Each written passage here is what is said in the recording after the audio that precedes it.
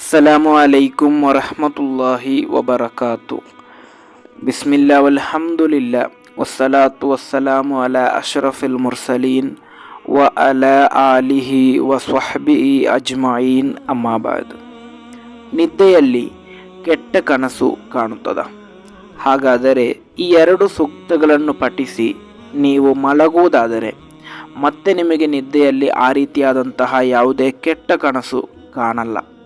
ಇನ್ಶಾ ಅಲ್ಲಾ ಆ ಎರಡು ಸೂಕ್ತಗಳು ಯಾವುದು ಎಂಬುದನ್ನು ತರಗತಿ ಮೂಲಕ ತಿಳಿಯೋಣ. ಇಮಾಮ್ ಬುಖಾರಿ ಹಾಗೂ ಮುಸ್ಲಿಂ ರಲಿಯಲ್ಲಾಹು ಅನ್ಹುಮಾರವರು ವರದಿ ಮಾಡಿದಂತಹ ಹದೀಸ್, ಇಬ್ನ್ ಮಸ್ಊದ್ ರಲಿಯಲ್ಲಾಹು ಅನ್ಹುರವರಿಂದ ನಿವೇದನೆ.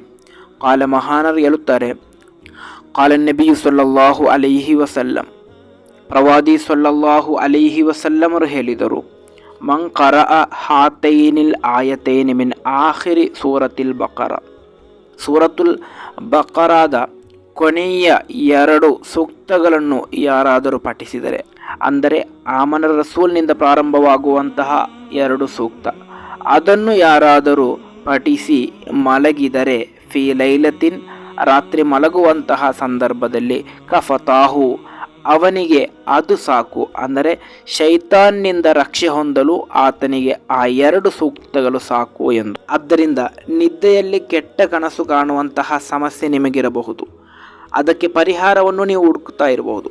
ಆದ್ದರಿಂದ ಮಲಗುವಂತಹ ಸಂದರ್ಭದಲ್ಲಿ ಈ ಎರಡು ಸೂಕ್ತ ಅತಿಯಾಗಿ ಜನರಿಗೆಲ್ಲರಿಗೂ ಕೂಡ ಕಂಠಪಾಠ ಇರುವಂತಹ ಸೂಕ್ತಗಳಾಗಿದೆ.